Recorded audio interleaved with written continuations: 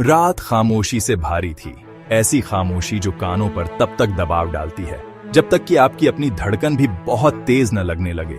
और गांव के किनारे पर वो वीरान हवेली खड़ी थी, जिसके पास जाने की कोई हिम्मत नहीं करता था।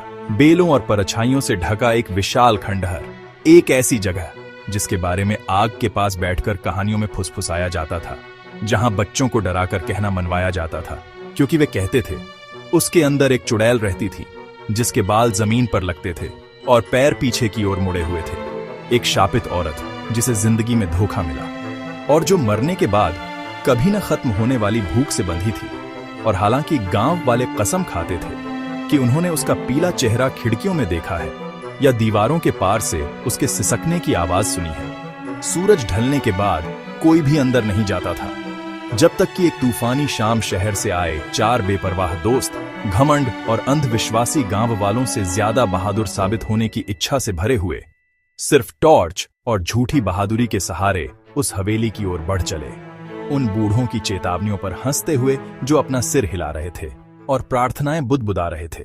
और जब हवेली के लोहे के फाटक एक ऐसी कराह के साथ खुले जैसे किसी गहरी नींद में सोई चीज को जगा दिया गया हो, तो दोस्त एक दूसरे को देखकर मुस्कुराए।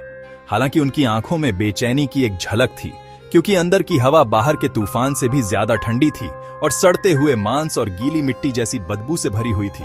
और जैसे ही उन्होंने फॉयर के टूटे हुए संगमरमर के फर्श पर कदम रखा, टॉर्च टिमटिमाने लगी। हालांकि बैटरियां नई थीं और उनमें से एक, आमिर, ने घबराते हुए मजाक किया कि शायद भूत पहले से ही उनके साथ छेड़छाड़ कर रहे थे। लेकिन उसकी हंसी खोखली और कमजोर थी और उन गुफा जैसे हॉलों में बहुत जल्दी मर गई, जहां उनके कदमों की आहट ऐसे गूंज रही थी मानो 4 से ज्यादा लोग चल रहे हों।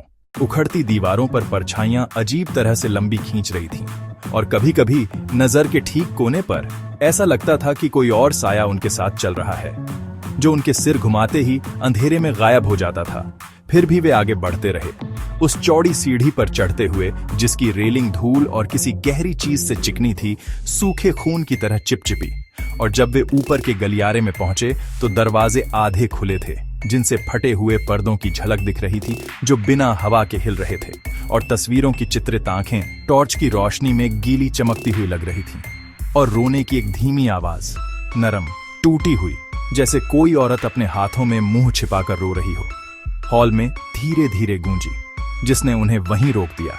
उनकी बहादुरी डगमगाने लगी, लेकिन उन्होंने खुद को समझाया कि यह आवाज का धोखा है।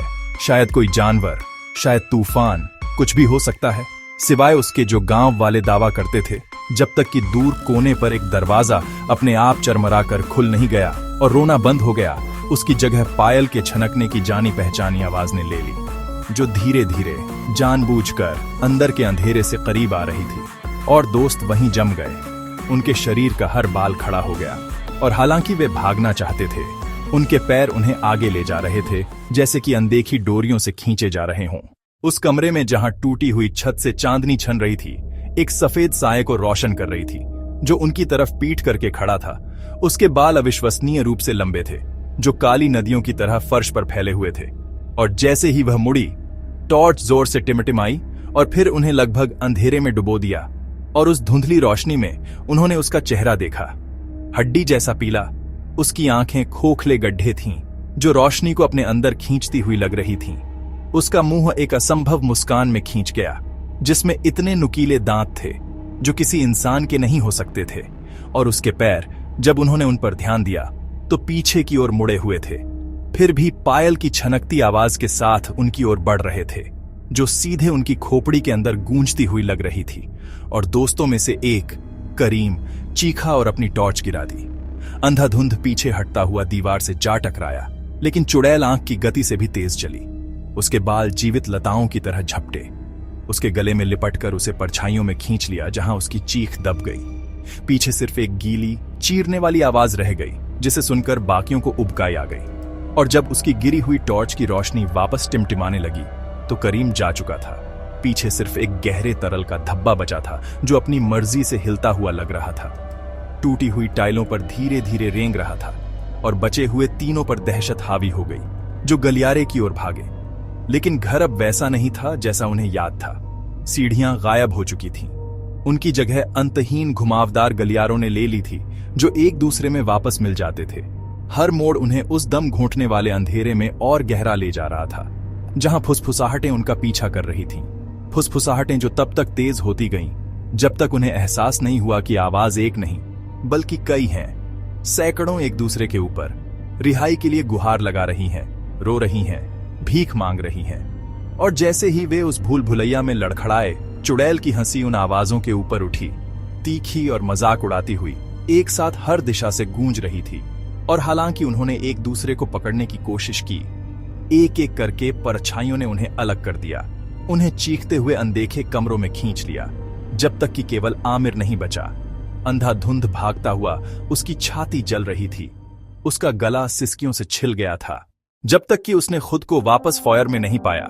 सामने के दरवाजे पूरी तरह से खुले थे, जैसे उसे जाने के लिए बुला रहे हों। फिर भी जब वह आजादी के लिए दौड़ा तो वह एक अदृश्य शीशे से टकरा गया।